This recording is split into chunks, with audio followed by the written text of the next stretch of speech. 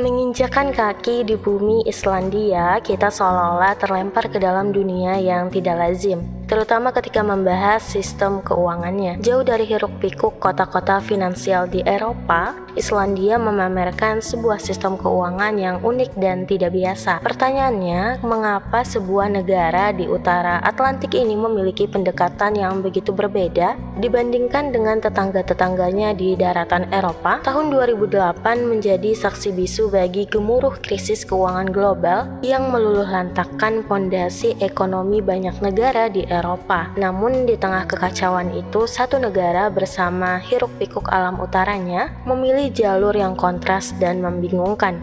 Islandia, sebuah pulau di utara Atlantik yang mungkin terabaikan oleh banyak mata, mengambil kebijaksanaan mengejutkan yang memberi warna unik pada peta keuangan Eropa. Jadi, ketika badai krisis keuangan melanda, negara-negara Eropa berjuang keras untuk menyelamatkan lembaga-lembaga keuangannya yang hancur. Bangkrutnya bank-bank besar menjadi pemandangan umum, diiringi oleh kepanikan di pasar keuangan. Namun, Islandia justru dengan keberanian yang mengejutkan memilih jalur yang jarang dilirik oleh para pemimpin ekonomi Eropa lainnya. Untuk memahami keunikan Islandia, mari kita coba menengok ke belakang untuk melihat sejarah. Cerita ini dimulai pada awal abad ke-20 ketika Islandia masih berada di bawah kekuasaan Denmark. Pada tahun 1918, Islandia memperoleh kedaulatannya, tetapi masih tetap terikat dalam persatuan kerajaan Islandia dan Denmark. Pada periode ini, struktur ekonomi Islandia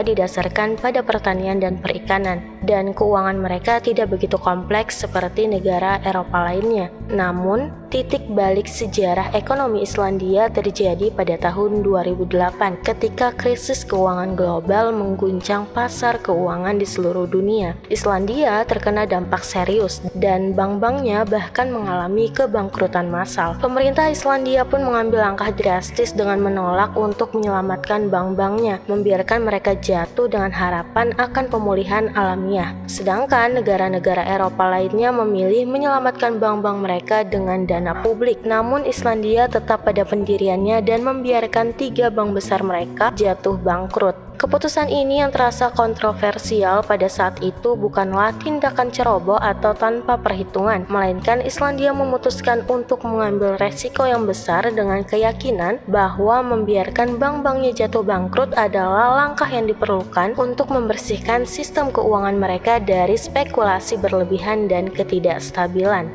Setelah membiarkan bank-bank besar jatuh bangkrut, Islandia ternyata tidak tinggal diam. Mereka menempuh langkah-langkah radikal untuk memulihkan ekonomi mereka. Inilah awal dari sistem keuangan unik Islandia. Berbeda dengan negara-negara Eropa lainnya yang cenderung menyelamatkan bank-bank mereka dengan dana publik, Islandia memutuskan untuk memberikan prioritas pada kebutuhan rakyatnya. Pemerintah Islandia memilih untuk membatalkan hutang-hutang bank, mengizinkan mata uang nasional mereka merosot nilainya, dan menjalankan kebijakan kontrol modal untuk mencegah aliran modal yang tidak terkendali. Keputusan ini akhirnya memicu debat di kalangan ekonom dan ahli keuangan global. Namun keunikannya tidak berhenti di situ. Islandia juga mengadopsi pendekatan yang berbeda dalam menghukum pejabat yang bertanggung jawab atas kegagalan keuangan tersebut. Sejumlah eksekutif bank dihukum penjara, menandai langkah signifikan yang jarang terjadi di negara-negara lain. Penting untuk dicatat bahwa keberanian Islandia untuk mengambil langkah-langkah ini membuahkan hasil. Meskipun awalnya terjadi depresi ekonomi yang dalam, Islandia berhasil pulih lebih cepat daripada banyak negara lain yang terkena dampak krisis di tahun 2008. Saat ini, ekonomi Islandia menunjukkan pertumbuhan yang stabil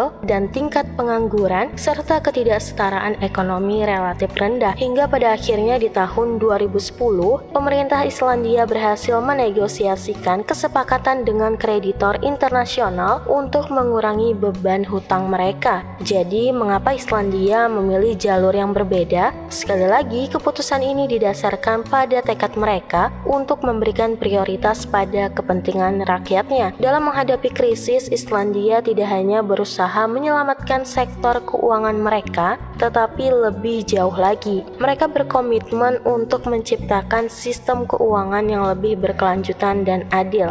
pada tahun 2011 terjadi sebuah peristiwa monumental yang mencerminkan keteguhan sikap negara ini dalam menghadapi konsekuensi krisis keuangan. Pada tahun tersebut, Islandia menyelenggarakan sebuah referendum yang menjadi panggung bagi mayoritas warganya untuk mengekspresikan penolakan terhadap kesepakatan pembayaran utang yang diajukan oleh pemerintah mereka kepada Belanda dan Inggris. Kesepakatan tersebut terkait dengan kompensasi atas kerugian deposito asing yang timbul akibat kebangkrutan sejumlah bank di Islandia pada tahun 2008. Sebagai latar belakang, krisis keuangan global pada tahun 2008 menghantam Islandia dengan keras, memaksa pemerintahnya untuk menghadapi konsekuensi yang kompleks. Salah satu tindakan pemerintah untuk menangani situasi tersebut adalah mencapai kesepakatan dengan Belanda dan Inggris mengenai pembayaran kompensasi atas dana deposito asing yang hilang. Namun, sementara kesepakatan tersebut mungkin terlihat sebagai solusi, mayoritas warga Islandia merasa bahwa beban utang yang ditanggung oleh negara untuk memenuhi kesepakatan tersebut tidaklah adil.